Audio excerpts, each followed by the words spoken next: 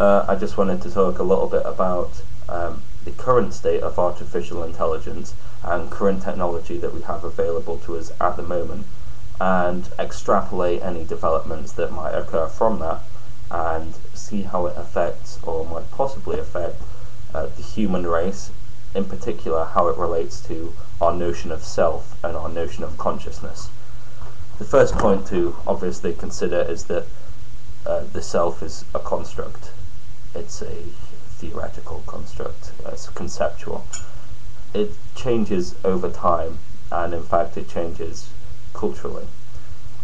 The notion of the individual has only been around really since the Industrial Revolution, where the individual, because he was able to pursue his own goals in a wider community and not a small community that depended heavily upon themselves, he gained a sense of autonomy. Now, this autonomy has been developed on, and there's actually a quote by Margaret Thatcher that says, "There's no such thing as society." So, it's a lot of politics nowadays plays on our egocentricity, as do a lot of the advertising. The need to fulfill the self as the most important aspect of the universe. We're very egocentric, especially in Western nations. But I fear, well, I don't fear, I'm undecided whether the changes will be a good thing or a bad thing. But essentially I fear that we're on the brink of the collapse of the self, almost. The internet, for example, something as simple as this technology, because it allows users, me and you, just to post videos online. There is no centralized control. There is an emergence of complexity. If we take the mimetic approach, the complexity will inevitably become far greater, because it's not being bottlenecked through some central media distributor. So I believe, firstly, that ideas will begin to develop, and develop at a much more radical rate than they do with centralized control.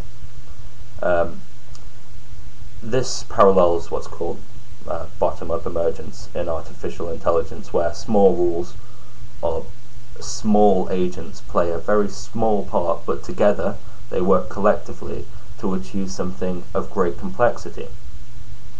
Now, the second point that I thought I'd mention is the actual hardware side of it and where that might take us. I want to start first by mentioning this new games console coming out called the Emotiv. I've provided a link. I suggest you check it out because it looks pretty cool as well. The Emotiv works on analyzing your brain patterns with primitive ECG technology and various other brain scanning technologies to try and come up with what you're thinking about and relate that some way to the game that you're playing. It also analyzes your mood and might adjust the game accordingly to that. But if this is successful, then it will probably go further than just the games community. It will only be a matter of time before it gets implemented in industry, commerce, all these sorts of things.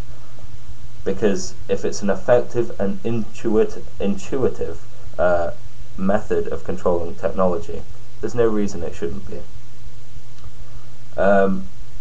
Also, it doesn't have to stop with just a headband.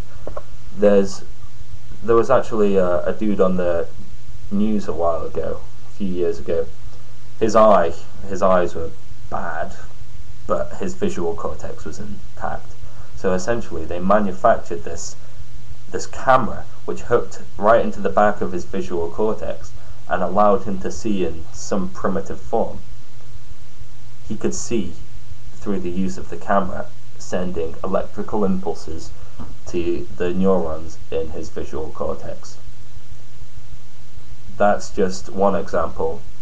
A better example, I believe, is Kevin Warrick, professor I think he's of cybernetics at Reading. Um, he put a chip in his arm. Again, I provided a link to Kevin Warrick, and he's really interesting. I suggest you check him out. But this hooked up directly to his nervous system, and from this, the most impressive thing that I think he did was he was just doing this with his arm, but because his neurons were connected to the chip, which was connected to a computer, the computer then sent these electrical impulses over to a robotic arm, which he was then able to control. I think Kevin Warrick was in the States when he did this, and he sent it back to his University of Reading with the arm that he built. That's just one example of augmented reality. Now, it doesn't just stop at the nervous system, which actually is a direct communication to the brain, but once we actually start putting things in our head, which I believe is almost inevitable. I mean, say if your sight goes or something, in the future they've got the technology to replace your visual cortex, your reasoning skills aren't good, prefrontal cortex, all these sorts of things. Well, if it benefited you, then there's no reason why you wouldn't do it if you were severely impaired by this defective brain function. But more importantly, once we get technology in our heads or connected to our nervous systems, then we will probably be able to interface it with the internet. Once we're all on this system, which might be with the microchip technology, that might be where that's going to go. We'll all be connected to each other. There will be no obvious separation between me and another person, because if I don't know something, I'm directly connected to everything. I know everything. I am everyone, and I am all experiencing. So this is where I think technology might possibly go. The very concept of self may be diminished by this emergence of technology. That it might be a communal self almost. I don't know what anyone else's thoughts are on this, but I'd like to get some video responses and possibly some comments back from this, because I think it's very interesting, and I think now is the time to discuss this. Thanks.